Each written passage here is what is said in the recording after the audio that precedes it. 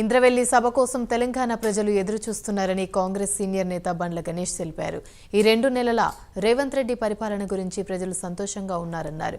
రేపు జరగబోయే పార్లమెంట్ ఎన్నికల్లో కూడా కాంగ్రెస్ మెజారిటీ సీట్లు గెలుస్తుందని ధీమాను వ్యక్తం చేశారు.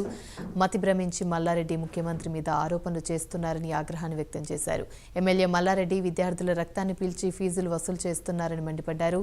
సీఎం రేవంత్ రెడ్డి నిజాయితీగా తెలంగాణను పరిపాలన అందిస్తున్నారని బండ్ల గణేష్ తెలిపారు. మా సిద్దిపేట ప్రజలకు వాళ్ళు సేవ చేయొద్దా, వాళ్ళు కలవద్దా, వచ్చి ఓన్లీ తెలంగాణ భవన్లో కూర్చొని మీటింగ్లు చెప్పుకోవాలి, వెళ్ళిపోవాలనా, ప్రభుత్వాన్ని తిట్టాలనా, ప్రజాసేవ చేయొద్దండి.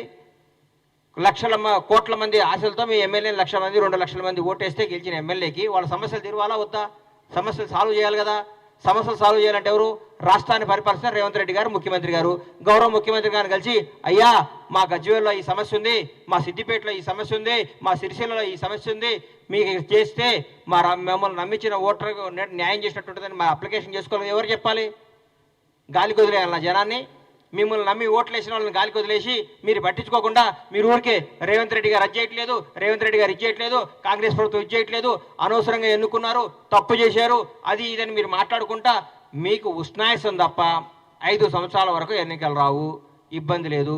రేపు జరగబోయే పార్లమెంట్ ఎన్నికల్లో కూడా బ్రహ్మాండమైన సీట్లు గెలిచి రాహుల్ గాంధీ గారిని ప్రధాని చేయడానికి మా కాంగ్రెస్ కార్యకర్తలందరూ తెలంగాణ ప్రజలు సిద్ధంగా ఉన్నారు.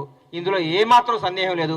మల్లారెడ్డి గారు అంటాడు, ఆయన నిజంగా చిన్నప్పుడు నేను బర్రెగిట్లా గరిచిందో నాకు అర్థం కాదు. ఆయన ఏం పిచ్చి పిచ్చి మాటలు ఒక్కొక్క రోజు ఒక్కొక్క మాటలు మాట్లాడుతారు. ఆయన పోలికనే బర్రె పోలిక అనుకుంటే కూడా ఆయన మాటలు కూడా బర్రె బ్రెయిన్ ఉందా లేదా? నువ్వు పిల్లలు రక్తం తాగి స్కూళ్ళు కట్టి దాచుకొని ఇలా రాజకీయాన్ని కొంటున్నావు. నువ్వు రాజకీయాన్ని కొంటున్నాడు మల్లారెడ్డి గారు. మాట్లాడితే ముఖ్యమంత్రి గారిని ఎట్లా పడితే అట్లా కామెంట్ చేస్తున్నావు. నీ స్థాయి తగ్గట్టు మాట్లాడు మల్లారెడ్డి గారు. డబ్బు ఉంటే సరిపోదు. డబ్బు ఒక్కటే కాదు నీకు కావాల్సింది, డబ్బు ఉందనే కదా నీకు అహంకారం. పిల్లలు రక్తం తల్లిదండ్రులు కష్టపడి చదివించి వాళ్ళు కష్టపడి నీ పిల్లలకు ఫీజు కడితే ఆ రక్తం దాగి నువ్వు కోట్లు సంపాదించి విర్రవిగా మాట్లాడకు. ముఖ్యమంత్రి గారు అంటే గౌరవి, ఆ పదానికి గౌరవి. రేవంత్ రెడ్డి గారిని ఏకవచనం సంబోధిస్తున్నావు. దున్నపోతు నీకే చెప్తున్నా, దున్నపోతు వ్యవహారాలు చేయకు. నువ్వు గోవాలో హోటల్ కాకుండా ఏమైనా చేసుకో, గోవాలో హోటల్ పెట్టుకో, క్యాసినో పెట్టుకో. నీ బతుకేది కదా, నీ దొంగ బతుకునేది, దొంగ భూములు లాక్కునే బతుకునేది. ఎందుకు నీ మీద ఎంతోమంది పిల్లల భవిష్యత్తులు ఉన్నాయి, వాళ్ళని బాగా చదివించుకో. బాగా చదివి నిన్ను నమ్మి పిల్లల్ని జాయిన్ చేస్తున్నారు, వాళ్ళ జీవితాలు అన్యాయం చేయకు. నీ స్వార్థం కోసం పిల్లల్ని అన్యాయం చేయకు. మల్లారెడ్డి ఇన్స్టిట్యూషన్స్ అని పెట్టుకున్నావు, దేవుడు నీకు మంచి పేరు ఇచ్చిండు. నీ మల్లారెడ్డి కాదు, మీ నాన్న మల్లారెడ్డి, మీ తాత మల్లారెడ్డి, ఇంకో మల్లారెడ్డి వచ్చినా ఈరోజు కాంగ్రెస్ ప్రభుత్వాన్ని ఏం చేయలేరు.